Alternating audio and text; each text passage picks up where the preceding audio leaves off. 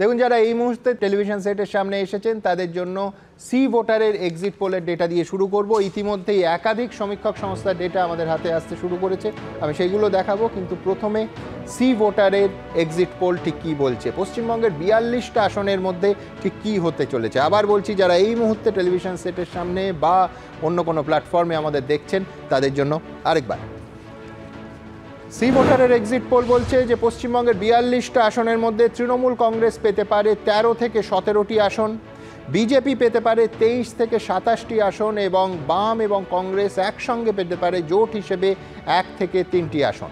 ভোটের শতাংশের হিসেবটা যদি দেখে নিই তাহলে সি ভোটারের এক্সিট পোল বলছে যে তৃণমূল কংগ্রেস পেতে পারে 41.5% ভোট, বিজেপি পেতে পারে 42.5% ভোট, বাম কংগ্রেস একত্রে পেতে পারে 13.2% ভোট এবং 2.8% ভোট পেতে পারে অন্যান্যরা। এখনো পর্যন্ত আমাদের যা ডেটা এসেছে, আমি দ্রুত একবার অন্য সমীক্ষক সংস্থা তারা জাতীয় ক্ষেত্রে কি ডেটা এখনো পর্যন্ত দেখাচ্ছে আপনাদের সামনে রাখবো। কিন্তু তার আগে যেহেতু পশ্চিমবঙ্গের কথা হলো, ম্যাট্রিস বলে একটি সংস্থা আছে, সমীক্ষক সংস্থা, তাদের ডেটা পশ্চিমবঙ্গ নিয়ে ঠিক কী আছে দেখাবো আপনাদের। ম্যাট্রিস বলছে, ম্যাট্রিস এক্সিট পোল অনুযায়ী তৃণমূল কংগ্রেস পেতে পারে 16 থেকে 20টা আসন, বিজেপি পেতে পারে 21 থেকে 25টি আসন এবং অন্যান্যরা 0 থেকে 1টি আসন। আবার বলছি, এই ডেটা অনুযায়ী তৃণমূল কংগ্রেস পেতে পারে 16 থেকে 20টি আসন, বিজেপি পেতে পারে 21 থেকে 25টি আসন এবং অন্যান্যরা 0 থেকে 1টি আসন। এইবার পি মার্ক, তারা পশ্চিমবঙ্গের 42টা আসন নিয়ে ঠিক কী বলছে।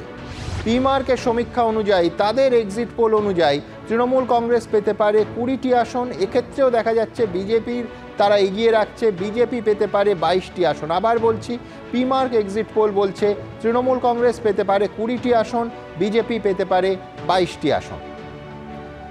আর এইবার গোটা দেশের যে ছবিটা, সেই ছবিটা অন্যান্য সমীক্ষক সংস্থা ঠিক কী বলেছেন, কি দেখাচ্ছেন তারা, সবার দেখব। আপনারা জানেন লোকসভা কেন্দ্র 543টি, তার মধ্যে ম্যাজিক ফিগার অর্থাৎ যারা সেটা দখল করবে সরকার, তাদের হবে 272টি।